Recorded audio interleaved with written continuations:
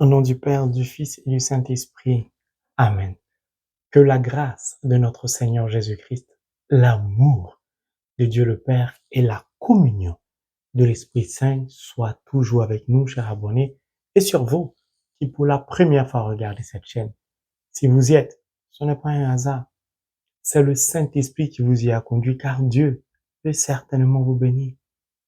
Si vous aimez la parole de Dieu comme moi, merci de vous abonner, d'appuyer sur le pouce levé, de partager cet enseignement. Que Dieu vous bénisse in the name of Jesus Christ. Amen. Il n'y a pas de hasard dans la parole de Dieu. C'est Dieu qui agit dans la vie de chacun d'entre nous. Si vous vous retrouvez sur cette chaîne, ce n'est pas de votre bon vouloir. C'est le Saint-Esprit. C'est Dieu le Père. C'est la cour céleste qui avait arrêté ce programme pour vous. Ne vous posez plus de questions. Dieu veut simplement vous bénir. Ne cherchez pas à savoir qui vous a fait quoi, qui a fait une partie mystique. Venez vous abandonner à Dieu au travers de sa parole. Il n'attend que ça pour vous bénir. Sans plus tarder, nous allons directement. On n'a plus le temps. Dernier village, c'est dangereux. On n'a plus le temps à perdre. Mais permettez que je puisse dire merci pour tous vos témoignages que vous nous faites parvenir. Vraiment, des témoignages touchants, bouleversants, des témoignages qui confirment la puissance de la parole de Dieu.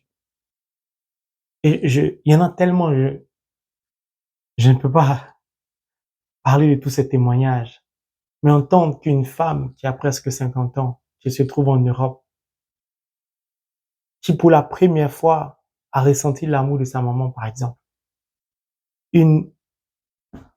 Ça dit, il y a des choses tellement merveilleuses qui se produisent. Je rends grâce à Dieu pour tout ce qu'il accomplit dans vos vies au travers de la parole de Dieu. Je voudrais dire aussi du plus profond de mon cœur merci à toutes ces personnes qui m'ont fait parvenir des messages de solidarité, de compassion à l'égard de cette jeune dame veuve qui se trouve au Cameroun. Vraiment, j'ai reçu beaucoup de messages de soutien. Ma sœur, de là où tu es, sache que les gens ont été touchés par ce que tu vis, par ton témoignage. Dieu t'aime beaucoup et les gens t'aiment beaucoup. Ils ne te connaissent pas, mais c'est comme si ce que tu as vécu dans ta vie avec ta belle famille, voilà, la perte de ton mari, a touché beaucoup de personnes. Sache que Dieu te témoigne au travers de toutes ces personnes de sa compassion. Que Dieu te bénisse. Merci vraiment pour tous vos messages. Ça m'a beaucoup touché parce que le Seigneur confirme toujours sa parole par des signes. C'est cela la vraie famille chrétienne, c'est cela la vraie famille spirituelle. Que Dieu vous bénisse pour vos messages. Nous allons prendre le livre de Saint Jean, Jean chapitre 3, le verset 27, qui dit, je cite, « Jean répondit, un homme ne peut rien recevoir que ce qui lui a été donné du ciel. » Dans certaines versions, un homme ne peut rien recevoir que ce qui lui a été attribué dans les cieux. Mon frère, ma sœur, aujourd'hui tu vas comprendre que dans la parole de Dieu, the word of God, il y a des rayons et il y a des versets qui sont essentiels pour ta survie surnaturelle, pour ta vie naturelle et surnaturelle.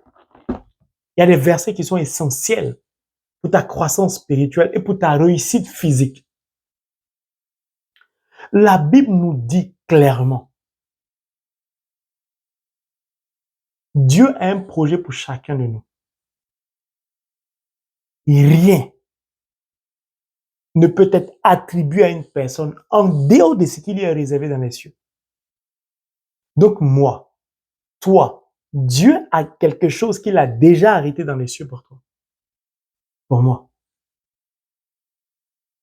Si ta vie tourne en rond, si tu es malheureux ou malheureuse, si tu ne comprends pas les événements de ta vie, c'est certainement parce que tu ne sais pas qu'est-ce que Dieu a arrêté pour toi dans les cieux. Ce que Dieu a arrêté pour toi. Tu ne peux pas connaître la joie en dehors de cela. Jean est la voix qui crie dans le désert pour annoncer la venue du Christ. Il ne pouvait rien faire d'autre que ça. Mais nous avons choisi le Christ comme notre berger. Mes brebis entendent ma voix et reconnaissent ma voix. Elles me suivent. Voici la voix de notre berger. Or, notre berger nous dit, le frère Ange-Marie a déjà une destinée dans les cieux avant qu'il naisse. Dieu avait déjà un projet pour lui avant qu'il naisse. En dehors de ce projet, il ne peut pas réussir. Même s'il réussit aux yeux du monde, il ne sera pas heureux. Le frère Ange-Marie trouvera sa joie uniquement dans l'accomplissement du projet de Dieu dans sa vie. Vous allez me dire, mais comment faire alors? Nous allons prendre la parole, explique la parole confirme la parole. C'est pourquoi j'aime la parole de Dieu. Elle est simple, elle est claire, elle est limpide. Tout. Elle te demanderait, elle te dit, écoute-moi, mets en pratique. Pourquoi tu résistes? Pourquoi tu as du mal à lire la parole de Dieu? Pourquoi tu lis un peu, tu arrêtes? En fait, je vais vous dire, de la manière dont tu lis la Bible, ne prenez pas en mal, hein, détermine qui tu es. Quel est l'état de ton cœur? Quel est l'état de ta vie spirituelle? Je vous dis la vérité. Celui qui lit la Bible en dents de scie a une vie en dents de scie. Celui qui lit la Bible de façon circonstancielle, Dieu se manifeste dans sa vie de façon circonstancielle. Celui qui est attaché à la parole de Dieu nuit et jour, Dieu lui parle nuit et jour. Même s'il n'entend pas la voix de Dieu, Dieu agit dans sa vie nuit et jour. Parfois, vous allez entendre des gens dire, j'ai échappé à tel événement, c'est la grâce de Dieu. C'est Dieu qui fait ça. Quand tu lis la parole, elle est une lampe. La lampe là éclaire là où tu ne vois pas. Quand vous conduisez une voiture, il y a les phares, puis il y a les codes phares. Quand tu mets les codes phares, tu vois plus loin. Dieu, sinon la parole est notre code phare. Là où on ne peut pas voir, qu'on active, ça éclaire là-bas. Et le Saint-Esprit peut nous orienter, peut tout nous dire. Vous allez comprendre. L'important de savoir qu'est-ce que Dieu a arrêté pour vous. Comment faire pour savoir? Prenons le livre d'Amos. Parce qu'il y a longtemps, je parlais dans l'Ancien Testament. J'aime bien l'Ancien Testament. On va prendre le livre d'Amos, que peut-être beaucoup de personnes ne connaissent pas. Amos chapitre 3, le verset 7, qui dit, je cite, « À vrai dire, le Seigneur Dieu ne fait rien. » Écoutez bien s'il vous plaît. Le Seigneur Dieu ne fait rien sans révéler ses intentions. Dans cette version, ses secrets à ses serviteurs, les prophètes. Dieu est notre Père. Dieu ne fait rien sans révéler ses secrets, ses intentions. Dieu est notre Père. Il est un modèle, il est un exemple. Si Dieu qui est Dieu, avant de faire quelque chose, nous le dit, nous l'annonce, pourquoi toi tu veux faire quelque chose sans dire à Dieu, sans annoncer à Dieu, sans mettre Dieu au centre de ce que tu veux faire? En réalité, si nous sommes vraiment des chrétiens baptisés, que Christ est notre berger, nous ne devons rien faire sans lui dire. Pourquoi? Parce que lui qui est Dieu ne peut rien faire sans nous dire. Mais qu'est-ce qu'il nous révèle? Ses secrets, ses intentions, c'est-à-dire ses desseins, ses projets pour nous. Partant de ce fait, je comprends que tout ce que je vis m'avait été annoncé, m'avait été révélé par le Saint-Esprit. Mais mon manque d'attachement à la parole de Dieu, mon manque de méditation de la parole de Dieu, le manque de niveau de consécration de ma vie, le manque de sainteté m'empêche d'entendre la voix de Dieu. Sinon, Dieu parle.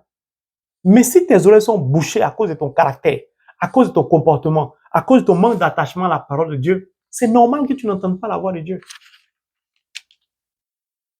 Clairement. Pour ne pas vous emmener à discuter, je vais prendre un autre verset de Saint Jean. Jean chapitre 17. Je vais lire du verset 4 au verset 9, mais vous pouvez lire tout pour mieux comprendre. Il s'agit du Christ. Et écoutez bien ce que Jésus lui-même dit. J'ai manifesté ta gloire sur la terre en achevant l'œuvre que tu m'as donnée à faire. C'est Jésus qui parle. Hein. Et maintenant, Père, manifeste ma gloire en ta présence, la gloire que j'avais auprès de toi avant que le monde existe.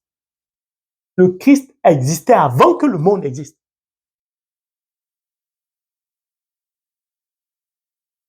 Et je t'ai fait connaître à ceux que tu as pris dans le monde pour me les confier. Ils t'appartenaient. Écoutez bien, ils t'appartenaient. Tu me les as confiés et ils ont obéi à quoi? À ta parole. Ils savent maintenant que tout ce que tu m'as donné vient de toi, car je leur ai donné les paroles que tu m'as données. Ils les ont accueillis. Ils savent vraiment que je suis venu de toi et ils ont cru que tu m'as envoyé. Je te prie pour eux. Je ne prie pas pour le monde, mais pour ceux que tu m'as confiés, car ils t'appartiennent. Vous pouvez lire la suite. Jésus n'est pas encore crucifié. Quand vous lisez la Bible, faites beaucoup attention. Écoutez bien, Jésus n'est pas encore crucifié. Qu'il dit déjà à Dieu, j'ai manifesté ta gloire sur la terre en achevant l'œuvre que tu m'as donnée à faire. Jésus, sa venue a été annoncée par le prophète Isaïe. Son nom nous a été communiqué. Sa mission, il vient sauver l'humanité. Puis Jésus lui-même confirme qu'une mission lui a été confiée, que cette version appelle l'œuvre. J'ai manifesté ta gloire sur la terre en achevant l'œuvre que tu m'as donnée à faire. Il connaissait sa mission. Dès qu'il est venu sur la terre, il s'est acharné à accomplir sa mission qu'il connaissait d'avance. C'est pourquoi il a mené une vie simple, heureuse, joyeuse.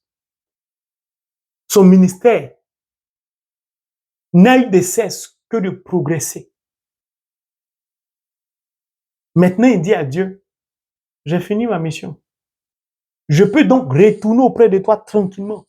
Mais avant que je retourne, glorifie-moi de la gloire que j'avais auprès de toi. Ce genre de versets me plaisent beaucoup. Pourquoi? Parce que cela nous indique un chemin.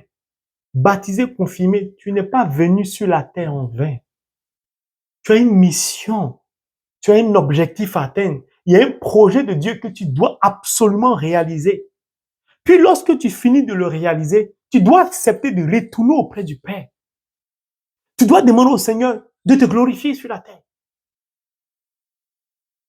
Mais si Dieu t'appelle à être médecin, que toi tu es couturier, tu ne seras pas heureux. Tu n'auras pas glorifié Dieu. Si Dieu t'appelle à aller en Inde, que toi tu cherches à aller aux États-Unis ou au Japon, tu ne seras pas heureux. Il ne fait rien sans le révéler. Qu'est-ce que tu attends pour lui demander? Seigneur, qu'est-ce que tu as prévu pour moi afin que je puisse l'accomplir? C'est pourquoi je suis né. Si je suis né de nouveau par mon baptême, c'est bien pour faire ta volonté. Donc la première mission d'un baptisé, c'est d'abord d'accomplir la parole de Dieu. En accomplissant la parole de Dieu, Dieu va tracer ta destinée, va tracer ton chemin. Pourquoi? Parce qu'au travers de cette parole que tu dois accomplir, il veut se servir de tes mains en tant que médecin pour opérer ses enfants. C'est pas toi qui vas les opérer, c'est Dieu qui va utiliser tes mains. C'est pourquoi je me tiens devant vous. Dieu m'a toujours dit que j'allais le servir.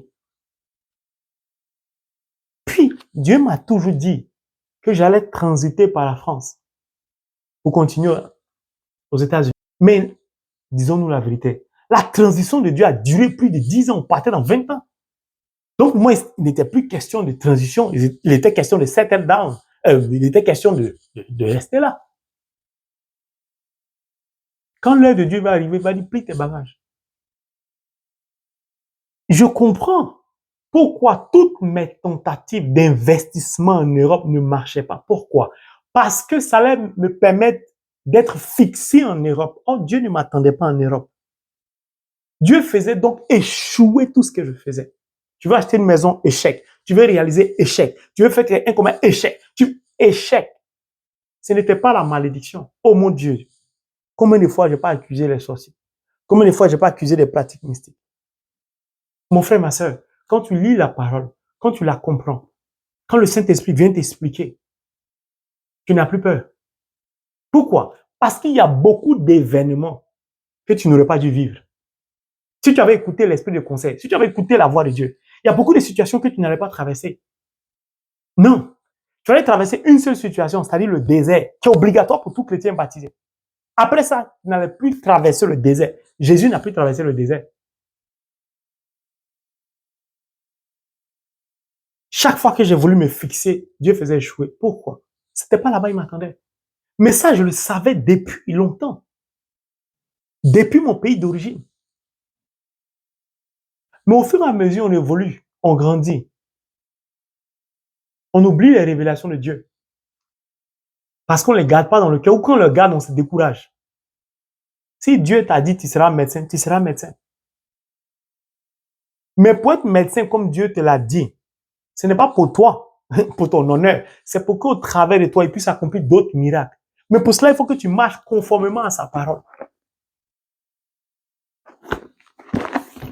Dieu te dit, va être serveuse, va vendre le charbon. Toi, tu dis, je veux faire un master, je veux faire un doctorat pour être, je ne sais pas, comptable. Tu sais ce qui t'attend demain? Tu ne sais pas. Mon frère, ma soeur, c'est l'enseignement du jour. C'est le dernier village. Tu dois savoir quel est le sens de ta vie sur la terre. Commence à poser la question à Dieu. On dit ne fais rien sans le révéler à ses serviteurs, aux prophètes. Mets-toi à genoux, tu es baptisé, tu es témoin. Lis la parole. Prends Amos 3, verset 7. C'est pourquoi je te donne la référence. Dis au Seigneur, qu'est-ce que tu as arrêté sur ma vie? J'ai besoin que tu me révèles cela pour que je puisse marcher, emprunter le chemin que tu as tracé au devant de moi pour que par ma vie, tu sois honoré, afin que toi, tu me glorifies aussi, comme tu as glorifié le Christ. Ce que je vous dis est sérieux. Mais vous avez remarqué de quoi parle le Christ. Écoutez bien. Il dit, ils t'appartenaient, tu me les as confiés. Ils ont obéi à quoi? Ils ont obéi à ta parole. Ils savent maintenant que tout ce que tu m'as donné vient de toi, car je leur ai donné les paroles. Jésus est venu sur la terre pour te parler de la parole de Dieu. Au travers de la parole de Dieu, il t'a fait connaître Dieu. Puis il dit, il nous a donné les paroles de Dieu. Pour que nous, au retour, on puisse faire comme lui. Lui, il s'en va. Jésus n'a pas peur de mourir. Quand tu es venu sur la terre pour accomplir ta mission, quand ta mission est finie, cherche à partir. Beaucoup de personnes sont appelées à servir Dieu, sans tête à ne pas vouloir servir Dieu comme je le faisais avant, et souffrent, sont torturés. Beaucoup de personnes se bougent les oreilles quand on leur dit tu dois servir Dieu, parce qu'ils cherchent un travail du monde, ils cherchent un rang social. Pour servir Dieu, à la limite, c'est une souffrance. Mais quand ils sont traumatisés par le diable, ils cherchent le numéro des serviteurs de Dieu, des servants de Dieu ou des prêtres. Mon frère, ma soeur, interroge-toi. Pourquoi es-tu venu sur la terre? Puis, pourquoi toi tu es baptisé? Car Jésus-Christ dit, écoutez bien, il dit, je te prie pour eux. Je ne te prie pas pour le monde, mais pour ceux que tu m'as confiés, car ils t'appartiennent. Et il prie pour qui? Pour nous les baptisés. Si tu es baptisé, c'est parce que Dieu t'a choisi. Tu ne t'es pas baptisé au hasard. Non, le hasard, je vous dis, le hasard n'existe pas dans la parole de Dieu. Jésus dit, il n'a pas prié pour le monde. Mais moi qui jeûne pour le monde, je sais que le monde ne sera pas converti comme je le veux. Mais je sais que des nations entières, alléluia, des peuples entiers, alléluia, au nom de Jésus, ils seront convertis. C'est pourquoi Dieu commence à placer des antennes dans beaucoup de pays. Ce sont des relais de la parole de Dieu. Cette chaîne-là va être matérialisée par des cellules spirituelles, par des familles spirituelles. La parole de Dieu sera répandue comme des satellites. Et Dieu est en train de fixer maintenant des satellites de parole ou de sa parole dans presque tous les pays. C'est pourquoi bientôt vous allez voir, moi je vous dis la vérité par la puissance de l'esprit, il y aura une interconnexion entre moi et beaucoup de personnes. On va constituer cette cellule et la parole va se propager partout dans le monde entier. Donc ton sacrement du mariage ou ton mariage, on ne peut pas respirer, calme-toi. Tout ça, Dieu a déjà arrêté ça pour toi comme grâce, comme bénédiction. Il te demande simplement, est-ce que tu sais pourquoi tu es né? Est-ce que tu sais pourquoi tu es baptisé? Est-ce que tu prends conscience que tu n'es pas parti te faire baptiser parce que tu le voulais? C'est moi qui t'ai conduit vers le Christ. Donc pourquoi tu ne me demandes pas qu'est-ce que j'attends de toi? Qu'est-ce que tu attends pour me poser la question? C'est-à-dire le Christ est pressé qu'on lui demande qu'est-ce que je dois faire? Maintenant lui va te dire tu dois me servir. Mais tu dois me servir au travers de la médecine, au travers de la comptabilité, au travers de la charité, au travers de ceci, au travers de cela. C'est tout. Il y a des gens que Dieu a prédestinés à soutenir l'œuvre de Dieu. Ceux-là, tout ce qui touche, marche, prospère. D'ailleurs, hier, Dieu a donné une révélation pour quelqu'un. Tu vas soutenir beaucoup cette chaîne, c'est-à-dire le ministère que Dieu m'a confié. C'est une personne qui est d'avance bénie par Dieu. Et c'est des personnes, tout ce qu'elles touchent, prospère. Pourquoi? Parce qu'elles sont appelées à soutenir l'œuvre de Dieu. Mon frère, ma soeur, c'est cet enseignement que j'ai voulu partager avec toi. Pourquoi? Parce que beaucoup de chrétiens sont perdus. Beaucoup de chrétiens ne sont pas heureux. Tu maries quelqu'un qui n'est pas celui que Dieu a prédestiné pour toi. Ou tu maries quelqu'un sans avoir l'aval de Dieu. Ton couple sera un cauchemar sur la terre. Beaucoup de personnes pleurent. Je suis marié, ça fait 10 ans, ça fait 40 ans, 50 ans. Je n'ai jamais connu la joie. Je ne suis pas heureux, je ne suis pas heureuse.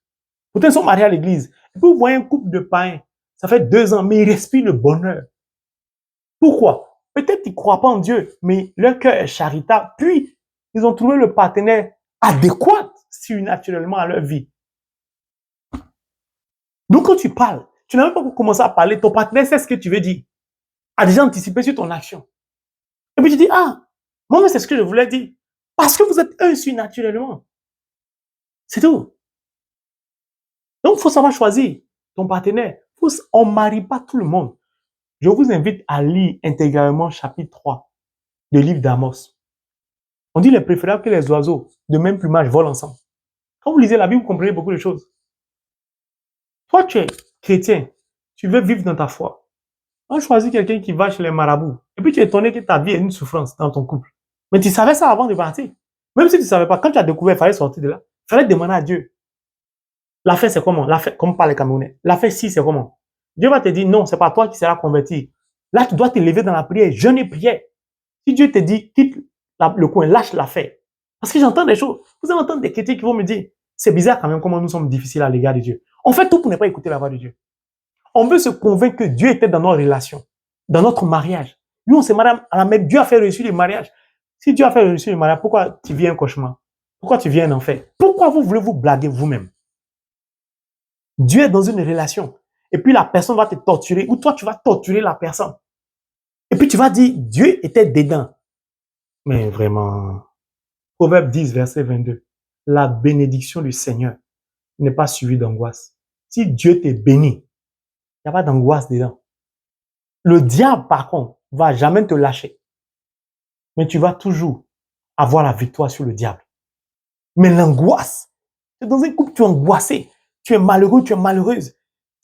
Tu fais tout pour ne pas t'entendre avec l'autre. Vous faites tout, vous ne vous entendez pas. Mais posez la question à Dieu. Est-ce qu'on était fait l'un pour l'autre? C'est pourquoi il est important. Tu vas dans un travail. Il y a des gens qui passent tout le temps à démissionner. Ils veulent un travail parfait. Mais demande-toi, est-ce que là où je suis, Seigneur, c'est toi qui m'y as conduit? Si le Seigneur te dit oui, reste là-bas. Pourquoi? Parce que les persécutions que tu subis au travail, c'est par toi que Dieu va vaincre le diable et va donner une prospérité à cette compagnie. Les chrétiens, dès qu'il y a une petite épine, ils fuient. Pourquoi tu fuis? Tu es au travail, un collègue te fatigue. Attrape ton chapelet ou lis ta Bible ou prends un jeune. Lui, il va démissionner ou ils vont l'enlever ou il va changer de bureau. Il va refuser de s'asseoir en face de toi. Mais les gens sont persécutés au travail, ils fuient. Vous fuyez pourquoi? Vous êtes chrétien. Vous avez la puissance de l'Esprit de Dieu en vous. Non. Là où vous partez, la tête tremble sous vos pieds au nom de Jésus. Mes frères et mes sœurs, beaucoup de personnes ont immigré au Canada, aux États-Unis, en Europe, en Angleterre, en Suisse. Vivent l'enfer. Parce que ces personnes ne se demandent jamais, est-ce que Dieu m'y attendait? Ah, je ne comprends pas. Ma situation est difficile. Mais quelle prière tu as fait avant de partir? Je précise ça souvent. Beaucoup de personnes crient à Dieu. Seigneur, je veux partir dans tel pays, un pays Canada, X, Y, aux États-Unis, je ne sais pas. Ces personnes ont dit, Seigneur, je veux partir, je veux partir. Ces personnes ont pris jeune. Quand le Seigneur vous donne le visa, vous partez. Maintenant, vous souffrez. Est-ce que vous avez dit au Seigneur, accorde-moi la grâce, si c'est compatible à ton projet pour ma vie, de me rendre, par exemple, je ne sais pas moi, au Japon, au Canada, en Angleterre ou en Suisse. Si c'est compatible, permets que j'obtienne le visa, puis fais réussir mon voyage. Jacob a dit ça à Dieu. Il a même fait une promesse. Si tu fais réussir mon voyage, je te paye la dîme. Je ne vous invite pas à faire des promesses. Faites attention à vos promesses. Soyez sûrs. Mais quand tu arrives, Dieu ouvre les vannes, les portes pour toi. Même s'il y a quelques petites difficultés, tu les traverses rapidement, facilement, mais vraiment sans inquiétude. Mais tu as passé ton temps à prier. à demander à Dieu de donner le visa, tu as donné le visa, tu n'as pas dit à Dieu prépare le chemin. Parce que certains chrétiens pensent que Dieu doit tout faire pour eux. Il y a des gens qui sont remplis de l'Esprit Saint, ils sont remplis de la parole de Dieu, mais Dieu doit leur dire ce qu'ils doivent faire. Faut aller à gauche, faut aller à droite. Ils veulent prendre aucune initiative. Comment? Si vous ne prenez pas d'initiative, vous n'allez pas voir la manifestation de l'Esprit Saint. Quand je vous dis, levez-vous, priez la nuit, je reçois beaucoup de témoignages.